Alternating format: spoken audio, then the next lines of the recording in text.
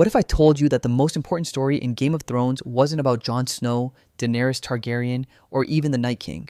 What if the real foundation of everything we witnessed in 8 seasons of political intrigue, dragonfire, and White Walker invasions was actually laid nearly a century before by a humble hedge knight and his bald squire? Welcome back to the channel. Today, we're diving deep into the tales of Duncan and Egg, and I'm going to show you exactly how these seemingly simple adventure stories set up absolutely everything that happened in Game of Thrones. By the time we're done here, you'll understand why George R.R. Martin considers these prequels essential to understanding the entire saga. So let's get into it. Our story begins in the year 209 AC, about 90 years before the events of Game of Thrones. A lowborn orphan from Flea Bottom, the worst slum in King's Landing, has just inherited the possessions of his dead master, a wandering hedge knight named Sir Arlen of Pennytree. This young man, standing nearly 7 feet tall and thick as a castle wall, decides to call himself Sir Duncan the Tall, even though he was never properly knighted. He's heading to a tourney at Ashford, hoping to make a name for himself and earn some coin. Along the way, Duncan meets a bald boy who offers to be his squire. The kid is clever, well-spoken, and clearly educated, but he claims to be just another orphan looking for work. Duncan agrees, and the boy introduces himself simply as Egg. What Duncan doesn't know yet is that his new squire is actually Prince Aegon Targaryen, fourth son of Prince Maekar, and therefore fourth in line for the Iron Throne. Now, you might be thinking, okay, so we have a fake knight and a prince pretending to be a commoner. That's a fun buddy comedy setup, but how does this connect to Game of Thrones? Well, here's where things get interesting. The relationship between Dunk and Egg doesn't just create a heartwarming friendship.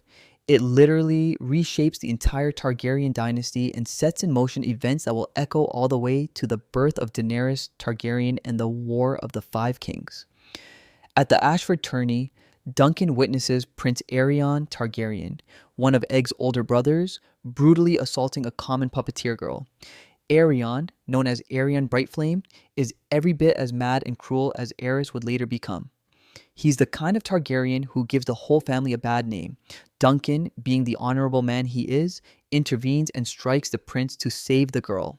This is a death sentence. You don't hit a prince and live to tell about it. But Duncan, in a moment of either brilliance or complete stupidity, demands a trial by combat. Aegon, wanting to make an example of this upstart hedge knight, demands it be a trial of 7, an ancient form of combat where 7 champions fight 7 champions. The winner's side is declared innocent by the gods. Here's where the dominoes start falling. During this trial, which becomes one of the most significant events in Targaryen history, Prince Baelor Breakspear, the heir to the Iron Throne and one of the most beloved princes in Westeros history, decides to fight on Duncan's side. He's Aerion's uncle and a genuinely good man who recognizes that justice is on Duncan's side, not his nephew's. On the other side, Prince Maekar, Egg's father and Baelor's brother, reluctantly fights for Aegon because he's defending House Targaryen's honor. The trial is brutal. 3 men die, but the most significant death is Prince Baelor's. During the melee, Maekar accidentally strikes his own brother with his mace, and Baelor dies from the head wound. The heir to the Iron Throne is dead, killed in a trial that never would have happened if Duncan hadn't befriended Egg, hadn't gone to that tourney, and hadn't had the courage to stand up to a mad prince. Think about this for a second. If Baelor had lived, he would have become king after his father, Daeron the Good. Baelor was known for his wisdom, his sense of justice, and his ability to unite people. He might have been one of the greatest kings Westeros ever saw. Instead, the line of succession shifted. This single death restructured the entire future of House Targaryen. It's the first major example of how Dunk and Egg's adventures have consequences that ripple through generations. After the trial, something remarkable happens. Prince Maekar, racked with guilt over killing his own brother, allows Egg to continue traveling with Duncan. He recognizes that his son needs to learn what common people endure, how they live, how they suffer. If Egg is ever going to be a good ruler, he can't do it locked away in a castle surrounded by sycophants and servants. So Egg and Dunk hit the road. Over the next several years, they travel throughout the 7 kingdoms. They meet farmers and fishermen, innkeepers and outlaws. They see poverty, injustice, and the way lords abuse their power over the small folk. They witnessed the aftermath of the Blackfyre rebellions, civil wars that nearly tore the realm apart when bastard descendants of a Targaryen king tried to claim the throne. This education is crucial because Aeg is not supposed to become king. He's the fourth son of a fourth son. The odds of him inheriting the throne are astronomically low. But as we know from Game of Thrones, in Westeros, unlikely things happen all the time.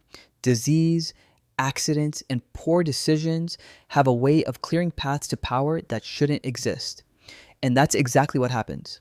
Over the years, Aeg's older brothers die off one by one. Aegon, the mad prince who started this whole mess, dies in one of the stupidest ways possible.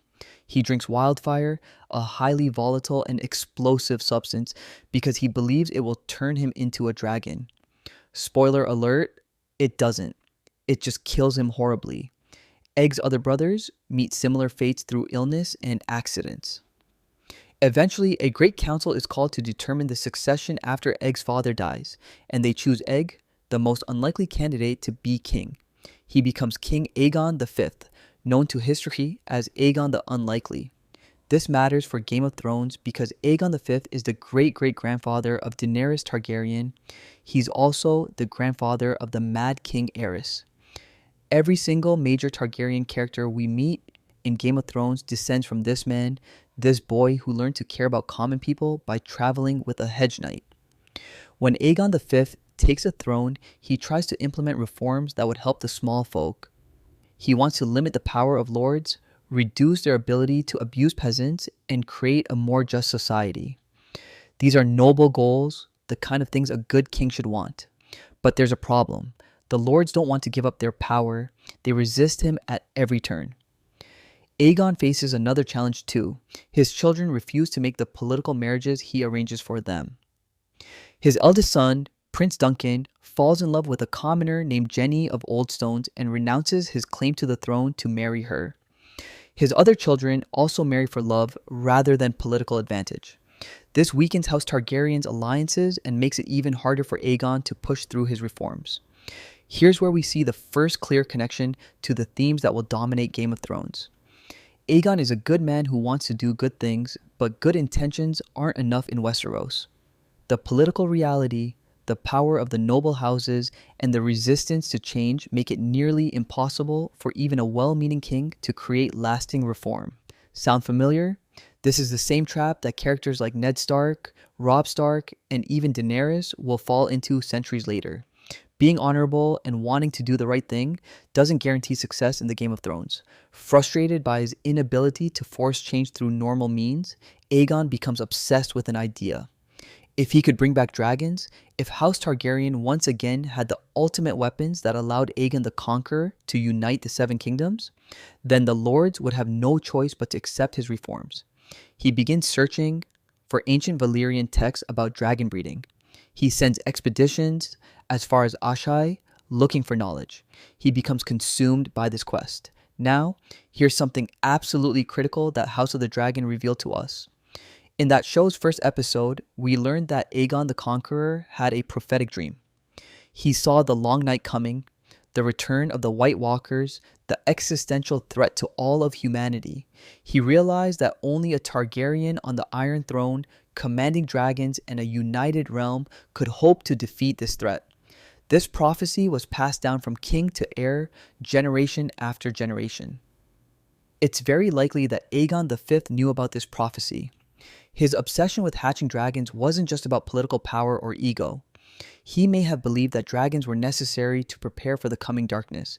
He might have seen visions himself, glimpses of the future that showed him the Night King's army marching south. This adds a tragic dimension to everything that happens next, because Aegon's attempt to save humanity becomes the catalyst for his family's destruction. In the year 259 AC, about 40 years before Game of Thrones begins, King Aegon V summons his family and closest friends to Summerhall, a pleasure palace in the Stormlands. The occasion is supposed to be joyful. His granddaughter Rhaegar is about to give birth to his first great-grandchild. But Aegon has another purpose. He's gathered 7 dragon eggs, one to honor each of the 7 gods, and he plans to perform a ritual to hatch them.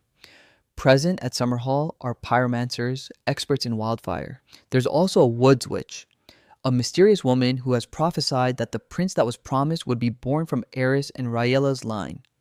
The details of what happens next are fragmentary, known only through a partially destroyed letter written by Maester Corso before he died. We know that fire broke out.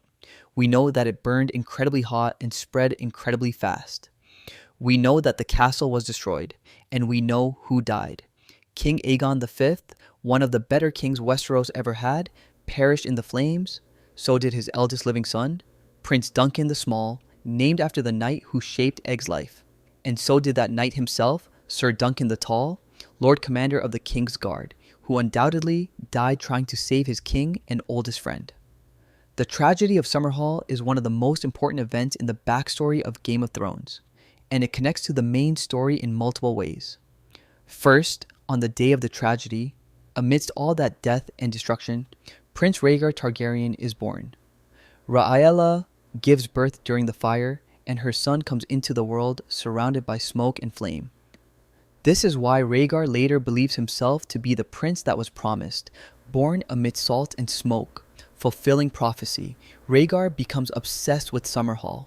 Throughout his life, he returns to the ruins again and again, sleeping under the stars in the destroyed Great Hall, composing sad songs about twilight and tears and the death of kings. The shadow of Summerhall hangs over his entire life. It influences his belief in prophecy, his conviction that he has a special destiny, and ultimately his decisions regarding Lyanna Stark. When Rhaegar takes Lyanna away, believing that their child might be the promised prince, he's acting on beliefs shaped by the tragedy that occurred on the day of his birth. Think about that chain of causation. The tragedy of Summerhall shapes Rhaegar's worldview. Rhaegar's worldview leads him to take Lyanna Stark. That act starts Robert's Rebellion. Robert's Rebellion destroys most of House Targaryen and puts Robert Baratheon on the throne. Robert's reign sets up all the instability that leads to the War of the Five Kings. And that war is the backdrop for everything that happens in Game of Thrones. The Tragedy of Summerhall is a stone thrown in the pond, and the ripples reach all the way to the final episode. Let's talk about the direct genealogical connections, because they're staggering. Aegon V, our boy Egg, is Daenerys Targaryen's great-great-grandfather. His son Jaehaerys II becomes king after Summerhall. Jaehaerys' son is Aerys II, the Mad King. Aerys' children are Rhaegar, Viserys, and Daenerys. So every single Targaryen we meet in Game of Thrones, every character with that silver hair and purple eyes, every person riding a dragon or claiming the Iron Throne, they all descend from the bald kid who squired for a hedge knight. But it goes further. The Tragedy of Summerhall doesn't just kill Aegon V, it traumatizes the survivors. Jaehaerys II, who loses his father and brother in the fire, rules for only 3 years before dying young, possibly from the stress and trauma. His son Aerys takes the throne at a young age, and while he doesn't start out mad, the seeds of his later insanity may have been planted by the darkness he was born into. The tragedy that overshadowed his family. The Woods Witch, who was present at Summerhall, the one who prophesied about the prince that was promised, appears later in the books as the ghost of High Heart. She tells Arya Stark, "I gorged on grief at Summerhall," confirming she was there and suggesting she knows exactly what happened. The prophecies that drive so much of Game of Thrones, the idea that someone is destined to save humanity from darkness, these concepts are directly connected to what happened at Summerhall. Now let's talk about Duncan the Tall's legacy. Because while Egg's descendants become kings and queens, Duncan's descendants become something equally important. In 2016, George R.R. Martin confirmed something that fans had suspected for years. Brienne of Tarth is a descendant of Sir Duncan the Tall. Think about what this means. Brienne, one of the most honorable characters in the entire series, the woman who represents the truest ideals of knighthood even though she can't officially be a knight, carries the blood of the man who taught a king to care about common people. When Jaime Lannister finally knights her in one of the most powerful scenes in the show, it's not just a personal victory for Brienne, it's the vindication of a legacy that stretches back nearly a century to a low-born hedge knight from Flea Bottom who dared to strike a prince to protect an innocent girl. The connection makes perfect sense when you think about it. Brienne is unusually tall, nearly 6.5 feet, just like Dunk. She's obsessed with chivalry and honor in a world that's largely abandoned those ideals, just like Dunk. And in the books, she finds a shield in her family's armory at Evenfall Hall that bears Dunk's personal sigil, an elm tree. She even uses that shield when she travels incognito through the Riverlands. The physical evidence was there all along, but Martin has also suggested that Duncan might have other descendants we've met. There are theories that Hodor, the gentle giant who serves House Stark, might be descended from Duncan through Old Nan. In the books, Bran has a vision of the past through the Winterfell weirwood tree. He sees a knight as tall as Hodor being kissed by a slender young woman. One of the planned but not yet published Dunk and Egg novellas is called The She-Wolves of Winterfell and involves Dunk and Egg traveling to Winterfell. If this vision is indeed Duncan and a young old Nan, then Hodor carries Duncan's blood too. There's another crucial way the Dunk and Egg era connects to Game of Thrones, and that's through the institution of the Kingsguard itself. Duncan eventually rises to become Lord Commander of the Kingsguard under his old friend and squire, King Aegon V. He serves in that position for years, setting a standard for honor and loyalty that later Kingsguard members would aspire to. In the very first season of Game of Thrones, there's a scene where King Joffrey is reading through the White Book, the record of every Kingsguard member's deeds. He finds Sir Barristan Selmy's entry and notes that Barristan once defeated Sir Duncan the Tall in a tourney. It's a tiny detail, a single line of dialogue, but it's Martin's way of keeping Duncan alive in the story's memory. Sir Barristan himself represents a direct connection between the Dunk and Egg era and the main story. As a young man, Barristan knew people who had known Duncan. He served under Kingsguard commanders who had served with Duncan. When Barristan talks about honor, about what it means to truly serve and protect, he's echoing values that Duncan embodied and passed down through the institution. The Dunk and Egg stories also extensively cover the Blackfyre rebellions, which are crucial to understanding the political instability that leads to Game of Thrones. The Blackfyres were legitimized bastards of King Aegon IV who believed they had a better claim to the throne than the mainline Targaryens. They sparked multiple civil wars that tore the realm apart. In The Mystery Knight, the third published Dunk and Egg novella, our heroes stumble into the conspiracy for the Second Blackfyre Rebellion. Egg is actually taken hostage by Blackfyre supporters who plan to use him as leverage against the crown. Duncan has to help stop the rebellion while keeping Egg's identity secret. This experience shows both Dunk and Egg the fragility of peace in Westeros and the constant threat of civil war. The Blackfyre rebellions don't directly appear in Game of Thrones, but their legacy does. The Golden Company, the mercenary force that supports Daenerys' nephew Aegon in the books and later sides with Cersei in the show, was originally founded by Blackfyre supporters. The very existence of this powerful sellsword company and the threat it represents traces back to the civil wars that Dunk and Egg lived through. More importantly, the Blackfyre rebellions establish a pattern. They show that the Targaryen dynasty is perpetually vulnerable to challenges from within the family. They demonstrate that having dragon blood isn't enough to secure loyalty, that power requires constant maintenance, and that civil war is always one bad decision away. This is a reality that characters in Game of Thrones will rediscover when Robert's death triggers the War of the Five Kings. One of the most important thematic connections between the Dunk and Egg era and Game of Thrones is the role of prophecy. Throughout the Dunk and Egg novellas, prophecies and visions appear regularly. In The Hedge Knight, a drunk prince named Darren accurately predicts the outcome of the trial. In The Mystery Knight, Demon Blackfyre has visions of Duncan serving as Lord Commander of the Kingsguard, a position Duncan hasn't yet achieved. These prophecies all come true, but not in the ways people expect. This is exactly what we see in Game of Thrones. Melisandre sees visions in her fires, but she constantly misinterprets them. The prophecy of the prince that was promised drives multiple characters' actions, but its fulfillment, if it even happens, doesn't match anyone's expectations. The Ghost of High Heart predicts the Red Wedding and the Purple Wedding with perfect accuracy, but her warnings go unheeded. The connection here is profound. George R. R. Martin is showing us across both time periods that prophecy in his world is real. The visions are genuine. The glimpses of future and past that people see are accurate. But human interpretation of prophecy is fatally flawed. We see what we want to see. We twist the meanings to fit our desires. And this causes people to make terrible decisions in pursuit of fulfilling prophecies that might have been fulfilled differently or not at all if they just let events unfold naturally. Aegon V's obsession with hatching dragons, driven by prophetic knowledge of the coming long night, leads directly to the tragedy of Summerhall. Rhaegar's belief that he is the prince that was promised, shaped by being born during that tragedy, leads him to take Lyanna Stark. Melisandre's certainty that Stannis is Azor Ahai, reborn, leads to Shireen Baratheon being burned alive. Again and again, prophecy becomes a trap, and this pattern starts in the Dunk and Egg era. We can't forget Maester Aemon, who serves as a direct living link between the two eras. Aemon is Egg's older brother, one of the sons of Prince Maekar. He could have been king, but he chose to serve the realm in other ways, taking the Black and eventually becoming the Maester at Castle Black. In the books, Aemon explicitly talks about his youth with Egg and Duncan.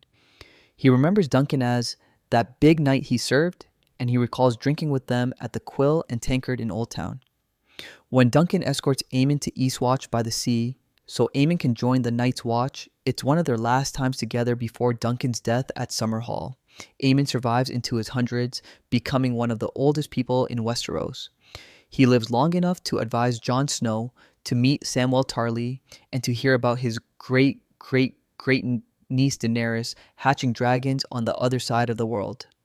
In his final days, delirious with fever on the ship to Old Town, Aemon confuses Sam with Egg, calling out to his little brother from a century ago.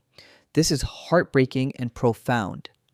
Aemon represents memory, the connection between past and present. He's living proof that the Dunk and Egg era isn't some distant, irrelevant prehistory. It's part of a continuous story. The decisions made then echo forward. The relationships formed then cast shadows that stretch across generations. When Aemon helps shape Jon Snow into a leader, he's passing on wisdom that ultimately came from watching his little brother learn to be a good king by traveling with a hedge knight. So what's the ultimate lesson here? What is George R. Martin trying to tell us by creating this elaborate web of connections between the Dunk and Egg stories and Game of Thrones?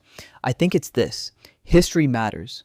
The past shapes the present in ways both obvious and subtle. The decisions made by people we'll never meet have consequences that ripple through time, affecting our lives in ways we can't imagine. A hedge knight from Flea Bottom befriends a Targaryen prince. That friendship changes who the prince becomes. That prince becomes a king who tries to do good but makes fatal mistakes. Those mistakes reshape the dynasty. That reshaped dynasty produces the characters whose stories we follow in Game of Thrones. But there's more. Martin is also showing us that the same patterns repeat. The same conflicts, the same tensions between honor and pragmatism, between prophecy and free will, between good intentions and terrible outcomes, these play out again and again. Dunk's insistence on protecting the innocent even when it's dangerous prefigures Ned Stark's fatal honor. Egg's inability to implement reforms despite being king prefigures Daenerys' struggles to rule effectively. The Blackfyre rebellions prefigure the War of the Five Kings. The obsession with prophecy that leads to Summerhall prefigures the obsession with prophecy that shapes the War for the Dawn. The Dunk and Egg stories aren't just prequels. They're a mirror, showing us the same world, the same problems, the same types of people making the same kinds of mistakes, just in a different era. And by showing us this, Martin asks us to think about whether change is possible in Westeros at all. Can the wheel ever actually be broken, or does it just keep turning, crushing new generations in the same old patterns? With HBO's A Knight of the Seven Kingdoms series set to premiere, we're finally going to see these stories brought to life on screen. Peter Claffey is playing Duncan the Tall, and Dexter Saul Ansel is playing Egg. The first season will adapt the Hedge Knight, showing us the trial at Ashford and the beginning of their friendship. If the show is successful, we'll likely get the Sworn Sword and the Mystery Knight as well. But here's what's really exciting. George R. R. Martin has said he plans to write 6 to 12 Dunk and Egg novellas total, covering their entire lives up until the Tragedy of Summerhall. Only 3 have been published so far. That means there are potentially 9 more stories to tell. We'll see Dunk and Egg travel to Winterfell in the She-Wolves of Winterfell. We'll see them in the Riverlands in the Village Hero. We'll see Duncan rise through the ranks to become a knight of the Kingsguard and eventually Lord Commander. And if Martin follows through on his stated plans, we'll eventually see the Tragedy of Summerhall itself. We'll witness the event that connects everything, the catastrophe that shapes Rhaegar, traumatizes Jaehaerys, and sets House Targaryen on the path to madness and destruction. We'll see how Egg's noble intentions and Duncan's loyal service end in fire and death and the birth of prophecy. So, to answer the question posed at the beginning of this video, how did the Dunk and Egg era set up everything in Game of Thrones? In every possible way. Through bloodlines, as Egg becomes the great-great-grandfather of the main story's Targaryens, and Duncan becomes the ancestor of Brienne. Through prophecy, as the visions and predictions made in Dunk and Egg's time shape decisions made a century later. Through political patterns, as the civil wars and power struggles of their era prefigure the conflicts to come. Through character archetypes, as Dunk and Egg themselves represent the same tension between honor and survival that defines characters like Ned Stark and Jon Snow. Most profoundly, the Dunk and Egg stories set up the central tragedy of Game of Thrones. They show us that good people, people with noble intentions and genuine care for others, can fail. They can make mistakes with catastrophic consequences. They can be undone by forces beyond their control, by the weight of history, by the corruption inherent in power itself. Aegon the Unlikely couldn't break the wheel. Neither could any of his descendants. The wheel just keeps turning, and underneath it, people keep getting crushed. But Martin also suggests that maybe that's not the whole story. Because Duncan and Egg's friendship, their genuine care for each other, their small acts of kindness and justice, these matter too. They echo forward. When Brienne risks her life to protect the Stark girls, she's embodying values passed down from her ancestor. When Jon Snow chooses to ally with the Wildlings and later with Daenerys, he's making the kind of choice that Aegon V would have made, valuing justice over tradition. The Dunk and Egg era doesn't just set up the plot of Game of Thrones, it sets up the thematic questions. Can individuals matter in the face of vast historical forces? Can honor survive in a dishonorable world? Is prophecy destiny or is it a trap? Can good people create lasting change? Or are they doomed to tragic failure? These questions drive the entire saga, and they start with a hedge knight and a prince walking the roads of Westeros together 90 years before winter came. Thanks for watching. If you enjoyed this deep dive into the connections between Dunk and Egg and Game of Thrones, make sure to like this video and subscribe to the channel. Let me know in the comments which aspect of the Dunk and Egg stories you're most excited to see adapted in A Knight of the Seven Kingdoms. Are you looking forward to the Trial of Seven, the conspiracy at White Walls, or are you most interested in seeing how they eventually get to Summerhall? Let's discuss. Until next time, keep exploring Westeros, and remember, in the Game of Thrones, even the stories from the past can determine who wins or dies.